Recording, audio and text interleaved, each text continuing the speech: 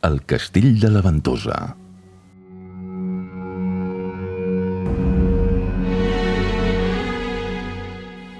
El castell de la Ventosa, també conegut com la Torre de Badorc o el Castellet, és una fortificació medieval situada en un punt estratègic de la vall de l'Anoia.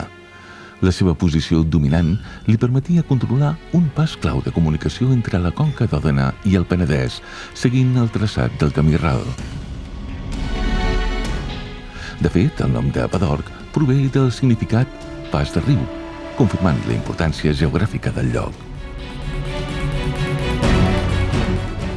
El primer document escrit que fa referència al castell data de finals del segle XII, tot i que les restes que en queden indiquen un origen encara més antic, possiblement del segle X.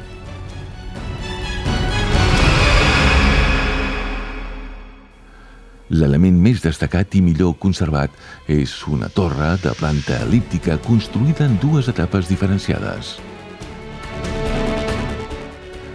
La part més antiga, situada al sud, presenta una tècnica de construcció anomenada opus spicatum, o de plec de llibre, amb pedres petites o mitjanes col·locades en espiga.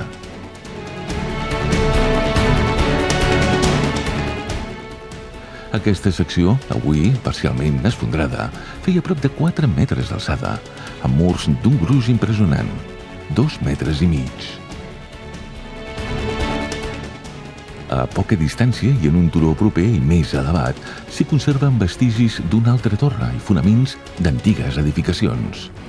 Aquest segon nucli defensiu reforça la idea que ens trobem davant d'un conjunt fortificat complex, pensat per controlar una via de pas vital.